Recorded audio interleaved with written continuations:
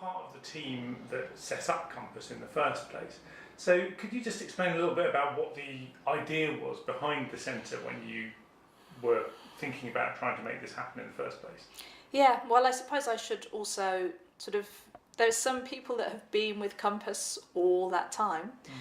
So COMPAS was basically, in some ways, the brainchild of Steve Vertevek, who's now at Göttingen.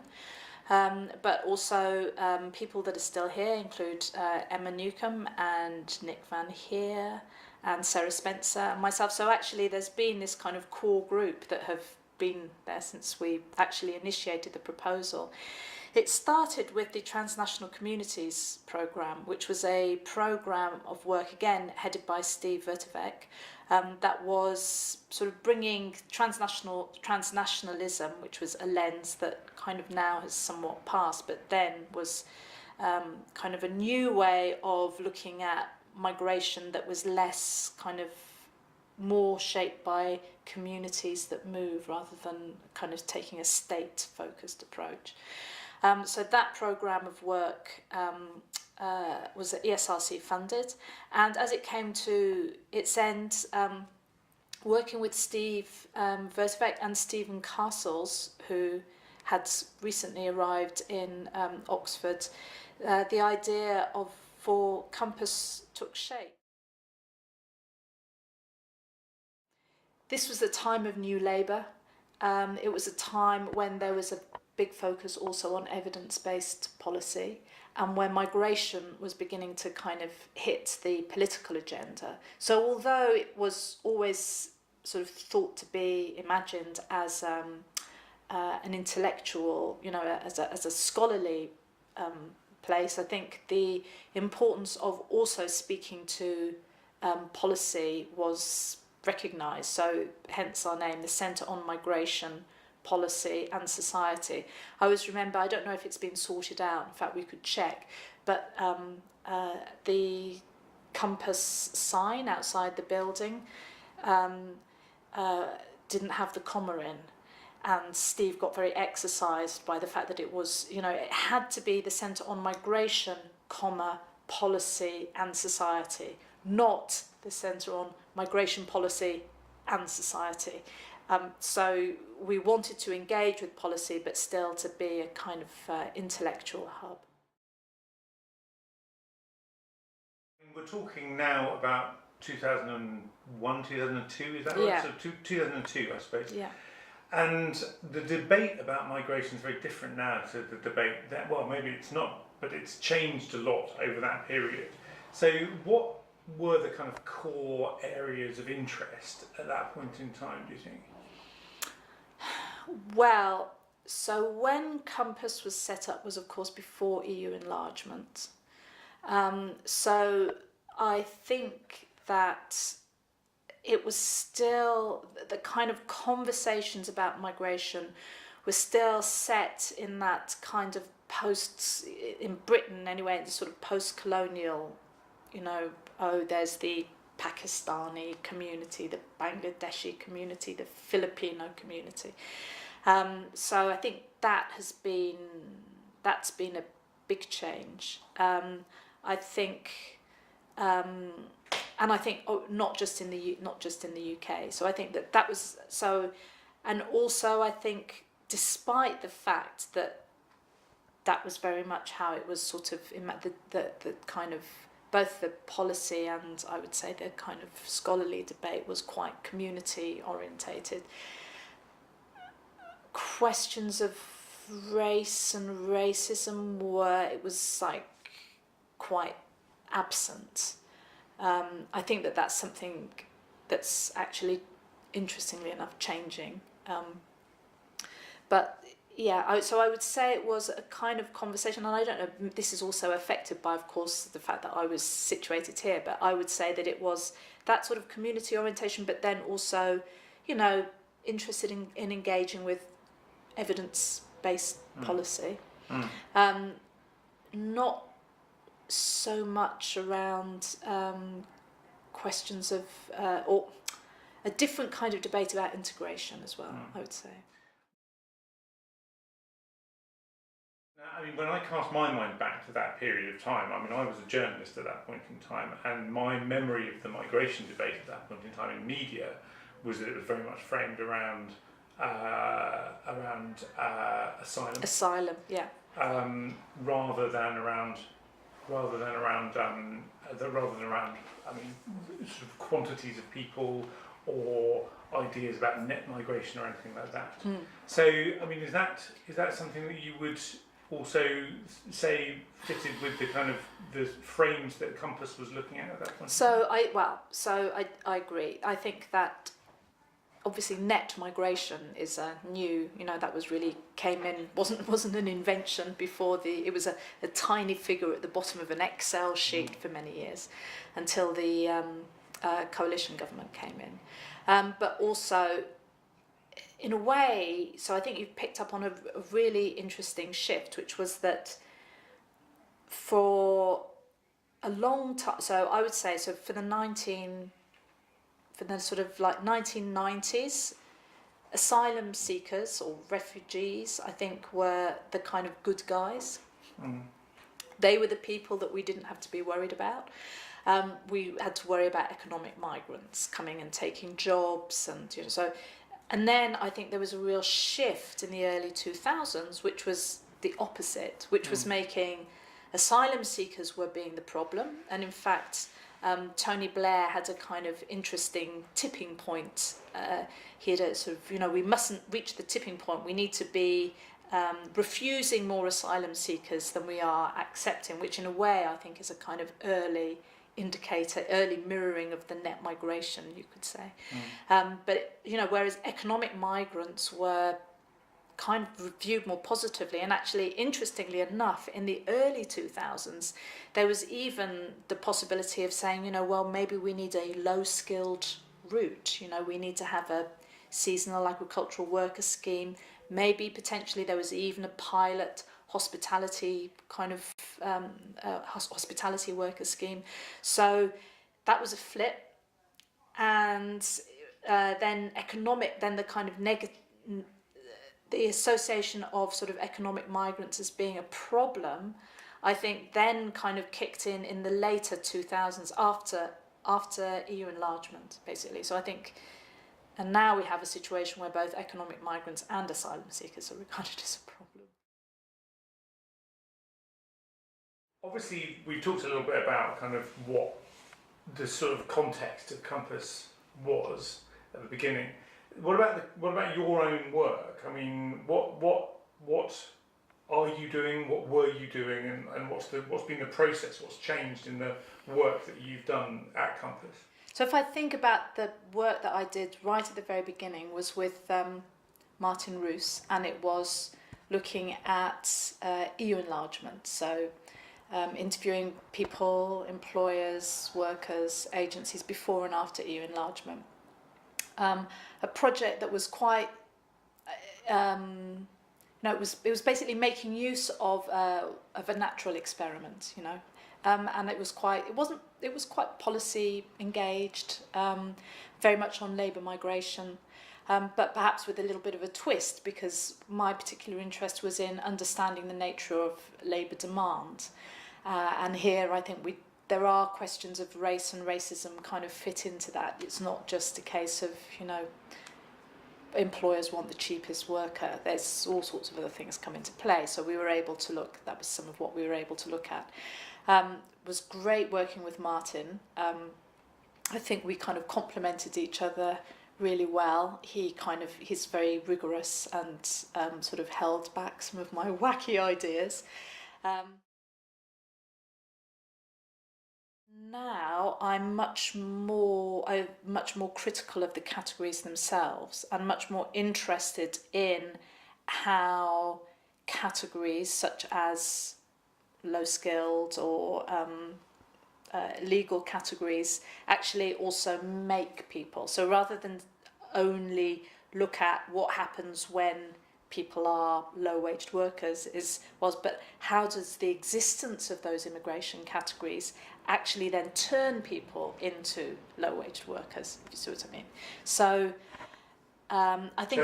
Sorry, I'm going to interrupt you just for a second. So when you say turn people into low-wage workers, you mean it turns people from being a person who has moved for one reason into having to fit into that category of you are a low-skilled worker. Therefore, like you may have moved to be with your family, but actually you're a low-wage worker. Is that what you're talking about? So that actually, so there's lots of ways in which immigration categories, so as people might not come intending to be a wife, but that is the way that then they might. So people, for example, will often get married not because they don't love their partner, but they wouldn't think of getting married. It's just that actually they're with this person and their visa's expiring, so they better get married in order to be able to stay. So actually looking at how these are not just, but that these categories do what they work. They do work. They're not just sort of empty things that people then slot into. I've done a lot of work on trafficking, so-called trafficking,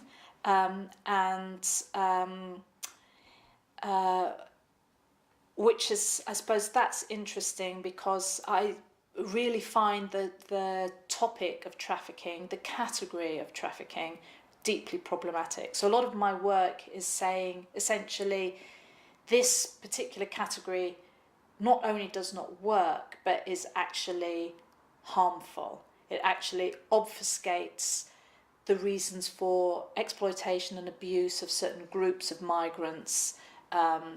It posits immigration solutions to economic and social problems. It positions the state as a protector of human rights when actually one of the reasons that people are rendered powerless and vulnerable is precisely because of the work of the state and immigration control. So I've done a lot of work on trafficking, I would say, as my second phase of work.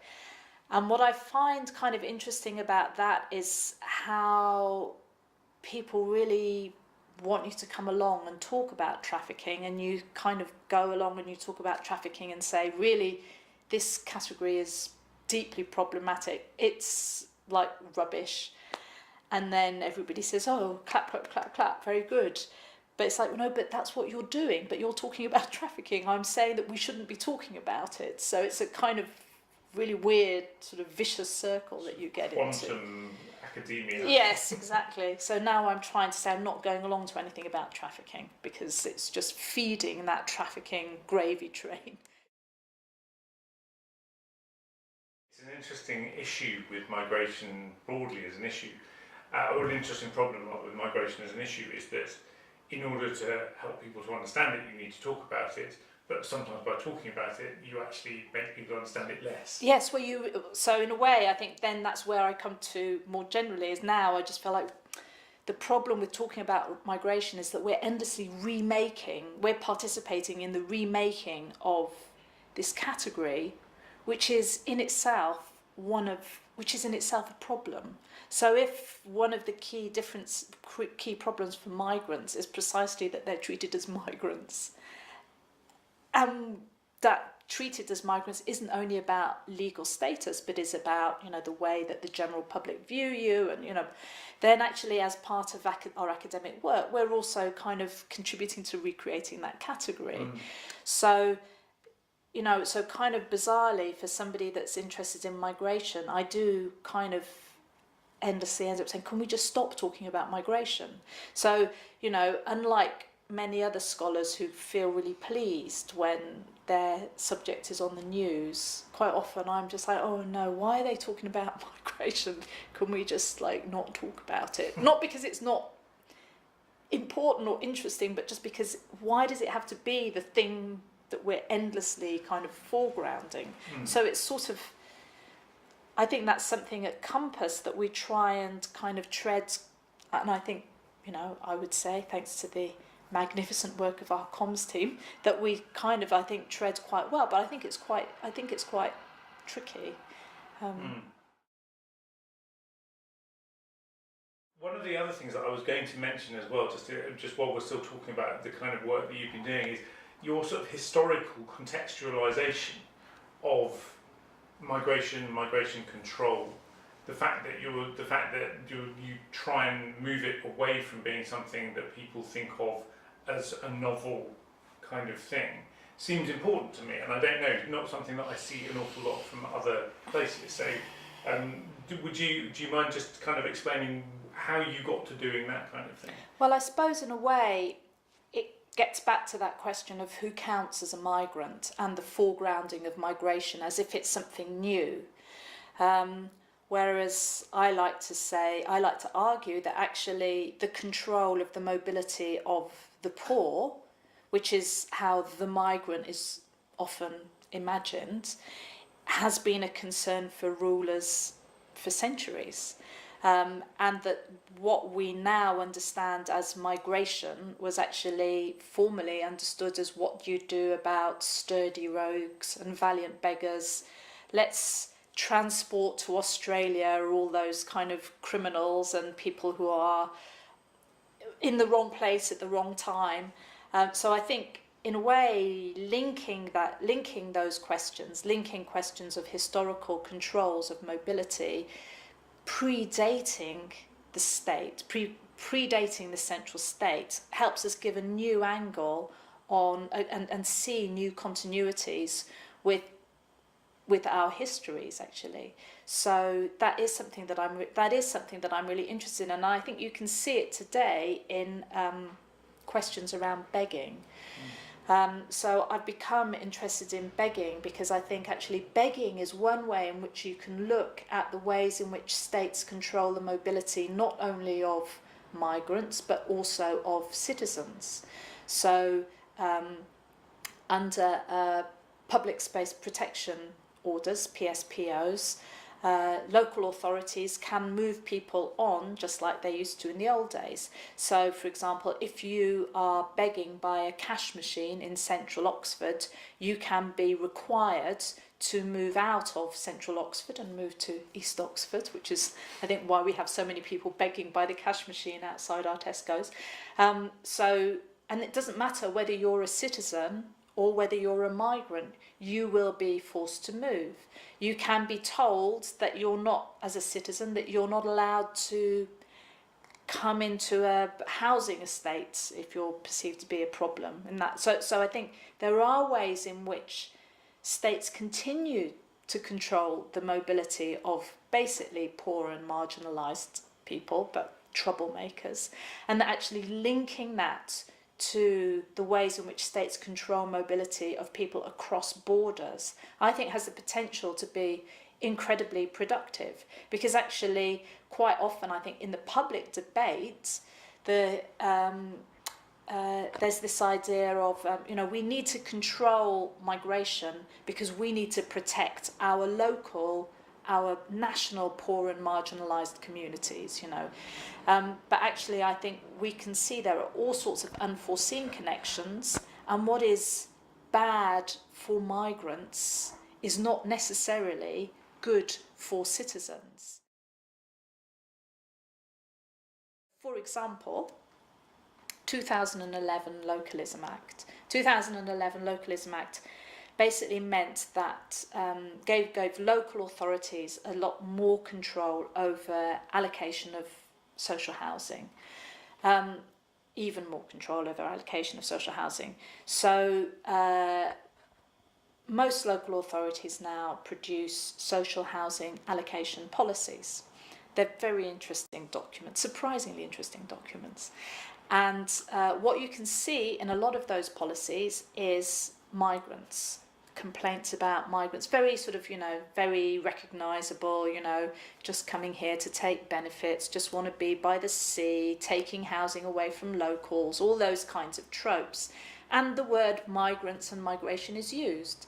But they're talking about people migrating to the local authority. So they're actually talking about British citizens, but they count as migrants because they're not within the local authority. So so what you see essentially is all of the negativity associated with the term migrant and migration being applied actually to British citizens, we've got to keep them out because we've got to save the local housing for local people. So an example of where, as I say, what's bad for migrants, we can't assume it's necessarily good for citizens, even though a lot of the kind of public debate seems to make that assumption. And what's also really interesting is that some of the kind of responses to these migrants by local authorities really is like responses to migrants who are international migrants, which is one, residency requirement, sometimes up to 10 years before you even get on the waiting list, but also behavioural requirements. You have to do voluntary work, sometimes even go to the gym for a certain number of times a week. So actually very like naturalisation requirements for migrants. You've got to be the right kind of citizen in order to be able to access this particular social benefit. So I think doing that kind of lateral thinking sort of work and making those unexpected connections, which I think also tell us a lot about the kind of country that we're living in now, but uses migration as a kind of lens to understand that, I think is really interesting. And then it also helps us sort of make those links then historically with questions of the deserving and the undeserving poor, which I suppose basically is where I think we haven't moved on a whole lot. There's this question of like what has changed in debate around migration, not just in the UK, but globally since COMPAS was conceived back in the early 2000s. I do think that migration has become more and more important globally. I think that within Europe and within the European Union, migration has just like rocketed up the agenda, and the relation between migration and the welfare state has really come into prominence, I think, in Europe. But I think that there has also been, it has also become a hot topic in lots of other regions of the world, actually. I mean, if we think about the work that COMPAS does, the kind of work we've been doing in Southeast Asia, the interest in ASEAN about what's happening in the European Union, what kind of mutual lessons can be learned. So I think there is stuff going on globally that's different. The other thing that I think is different is the rise of cities and the kind of idea of conflict or contradiction between cities and states, and how migrants and migration kind of seems to be one of those key issues, something that seems to kind of quite often set up some tensions between cities and states, which I think potentially is really interesting. I think just getting to that a little bit more, the European question, one of the things that I'm very interested in is the extent to which the kind of ideas of a national self, as it were, and the kind of like the sort of almost like the moral underpinning of a nation seem to have been affected by some of the things that have happened recently. Not just that, but also ideas of the value of democracy.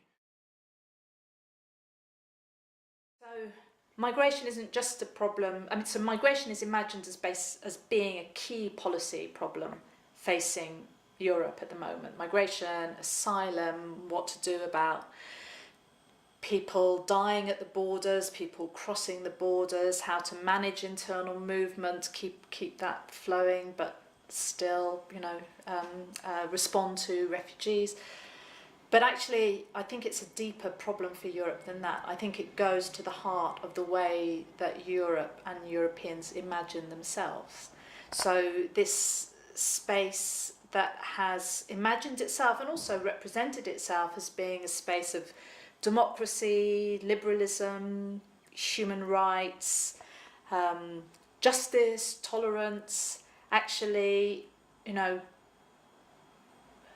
then we have these people dying, and what are we doing about it actually, and how is it that this can be tolerated, that this inequality and injustice can be tolerated on a person to person level, not even state to state. You know, we've seen these, you know, very famous photographs of people, you know, under their sun umbrellas while there are dead bodies lying beside them on the sand. You know, what's that telling us about the nature of Europe, and one might argue the kind of hypocrisies of some of the values that Europe claims to espouse. So I've kind of argued that it's not simply a refugee crisis that affects Europe. What we're looking at is a European crisis that is affecting migrants and refugees, and I do think that we've yet to see how that's going to play out. The last two questions that I'd like to ask you are kind of framed as one, which is, where have things got better and where have things got worse? And maybe starting with the sort of the less bad and ending on a positive would be nice. Okay, so I suppose the obvious place to start with answering that question is to think about Brexit and Trump. So Brexit and Trump are scary. So they seem to suggest an increase in nationalism,